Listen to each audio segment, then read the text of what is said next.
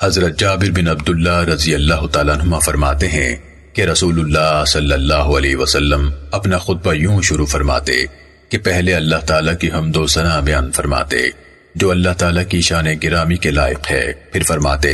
جسے اللہ تعالیٰ راہ راست پر لے آئے اسے کوئی گمراہ کرنے والا نہیں، اور جسے اللہ تعالیٰ گمراہ کر دے اسے کوئی راہ راست پر لانے والا نہیں۔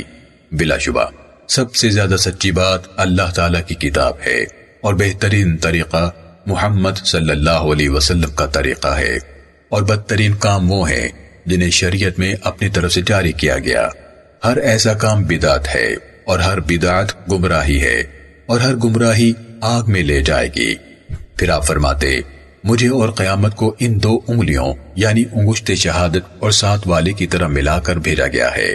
آپ جب قیامت کا ذکر فرماتے تو آپ کے رخسار مبارک سرخ ہو جاتے، آواز بلند ہو جاتی، اور غصے کے آثار چہرے پر نمایاں ہو جاتے۔ یوں لگتا جیسے آپ کسی لشکر سے ڈرا رہے ہیں، یعنی اس کے حملے کی خبر دے رہے ہیں کہ تم پر صبح حملہ کر دے گا یا شام کو۔ پھر فرماتے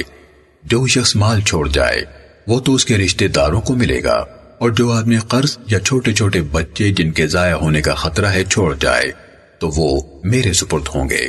اور ان کے اخراجات اور قرض وغیرہ کی ادائیگی میرے ذمے ہوگی،